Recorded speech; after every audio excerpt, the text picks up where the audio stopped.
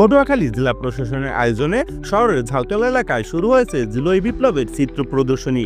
বৃহস্পতিবার বিকেল থেকে শুরু হয় এই প্রদর্শনী, চলবে শনিবার পর্যন্ত। এদিকে প্রদর্শনীর প্রথম দিনই বিভিন্ন শ্রেণী পেশা মানুষের উপচে পড়া ভিড় লক্ষ্য করা গেছে। দেশের বিভিন্ন এলাকায় স্বৈরাচার হাসিনা বিরোধী আন্দোলনে সংগ্রামের আলোচিত ছবির পাশাপাশি পটুয়াখালী আন্দোলন সংগ্রামের ছবিও স্থান পেয়েছে এই প্রদর্শনীতে। দেশব্যাপী চলছে তারুণ্যের উৎসব, আর এই উৎসব উপলক্ষে পটুয়াখালীতে ব্যতিক্রমী এই চিত্র প্রদর্শনীর আয়োজন করেছেন জেলা প্রশাসন। শহরের ঝাউতলা 4 লেনের সাইকেল লেনে অস্থায়ী প্যান্ডেলে শোভা পাচ্ছে আন্দোলন সংগ্রামের ছবি।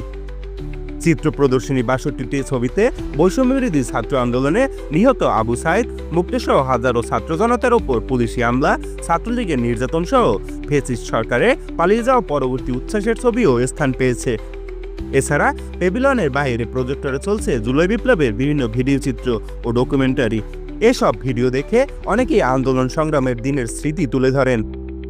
তখন গুলি খায়, তখন বলেছে আঙ্কেল আঙ্কেল আমাকে বাঁচান, আমাকে বাঁচান। তখন আমি এই আঙ্কেলকে বাঁচানোর জন্য আমার কোনো অবস্থান ছিল না। জুলাই বিপ্লবে হচ্ছে কি আন্দোলন আমাদের শিখিয়েছে, নতুন প্রজন্ম নতুন বাংলাদেশের স্বপ্ন দেখিয়েছে। আমরা এই আন্দোলনকালীন সময়ে আমরা হচ্ছে কি ইন্টারনেট বন্ধ ছিল, আমরা হচ্ছে অনেকটা দিন হচ্ছে কি কঠোর পরিশ্রম এবং সাহসিকতার সাথে আমরা আন্দোলন সফলতা দেখিয়েছি। আমরা বিশ্বাস করি যে স্বাধীনতা পাওয়ার থেকে স্বাধীনতা রক্ষা করা অনেক কঠিন বড় বিষয়। আমরা এই জুলাই বিপ্লবের সকল শহীদ এবং আহত ভাইদের স্মরণ করে এবং তাদের মহত্বকে ধারণ করে আমরা হচ্ছে আগামীর বাংলাদেশ গড়ব ইনশাআল্লাহ। জুলাই বিপ্লবকে ধারণ করে কারো স্বার্থে বিভক্ত না হয়ে আগামী নতুন বাংলাদেশ গড়ার জন্য সকলে ঐক্যবদ্ধভাবে কাজ করার কথা জানান চিত্র প্রদর্শনীতে উপস্থিত শিক্ষার্থীরা।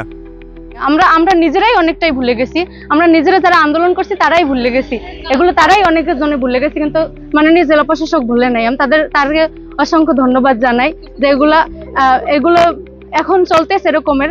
তারপরে যে এটা এখন চলতেছে যে 3 দিন ব্যাপী, তারপর যে আরো সামনে আরো 1 মাস বা 2 মাস পর এরকমের যে আবারও একবার হয়, এরকম আবার 2 মাস পর আবার যে এরকমের হয়, যে যাতে সামনের যে প্রজন্ম আসতেছে তারা যে ভুলে না যায় আমাদের এই গণ অভ্যুত্থানকে। আজকের প্রদর্শনীটি মূলত জুলাই বিপ্লব নিয়ে। তো জুলাই বিপ্লব যেহেতু 6 মাস আগে হয়, এটা অনেকে এখন ভুলতে বসেছে। তো এই ধরনের প্রদর্শনীর ক্ষেত্রে হচ্ছে মানুষ এটাকে রিমেম্বার করতে পারবে, এই ধরনের মেমোরি মানুষ আবার মনে করতে পারবে। তো এটাকে আমি খুবই ইতিবাচক বলে মনে করছি। এখানে এসে আমি দেখতে পেলাম আবু সাইদ ও মুগ্ধর ছবি এবং আন্দোলনের ছবি। এগুলো দেখতে আমার কাছে খুব ভালো লাগতেছে এবং এইখান থেকে আমি অনেক কিছু শিখতে পেরেছি, যেগুলো কিনা আমার কাজে লাগতে পারে আর কি। অনেক ভালো লাগতেছে আমার এগুলো দেখে। থেকে জেলা প্রশাসকের আয়োজকে আজকে আমরা আবার সেটা নতুন করে মনে করতেছি। আমরা দেখে বুঝতে পারতেছি যে আমাদের এর আগে হচ্ছে 2024-এ কি হয়েছে। আমরা যদি আরো পিছনে যাই তাহলে হচ্ছে আমরা বুঝতে পারবো যে 52-তে যা হয়েছে 24-এ তার থেকে দ্বিগুণ হয়েছে, এবং তার মধ্যে থেকে হচ্ছে আমরা নতুন একটা বাংলাদেশ পেয়েছি এবং খুব সুন্দর একটা বাংলাদেশ পেয়েছি। জেলা প্রশাসক জানান, স্বৈরাচার ফ্যাসিবাদ বিরোধী আন্দোলনের সময় সারা দেশে ইন্টারনেট বন্ধ করে গণহত্যা চালানো হয়।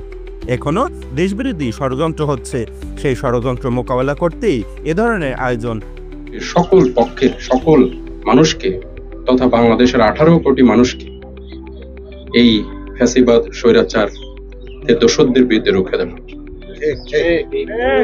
এবং যে নতুন বাংলাদেশের প্রত্যয় নিয়ে এই হাজারো শহীদ তাদের বুকে তাজা রক্ত রাজপথে ঢেলে দিয়েছেন, তাদের সেই স্বপ্ন বাস্তবায়নে আমাদের সর্বোচ্চ প্রচেষ্টা, আমাদের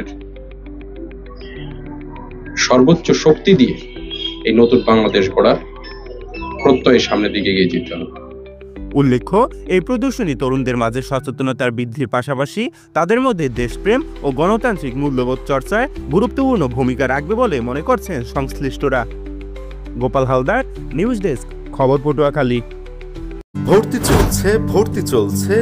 চলছে ক্যাডেট ভর্তি coaching. Future cadet academy Patuakhali শাখায় 50% কমিশনে 5ম ও 6ষ্ঠ শ্রেণী আবাসিক এবং অনাবাসিক কোর্সে অগ্রিম ভর্তি চলছে।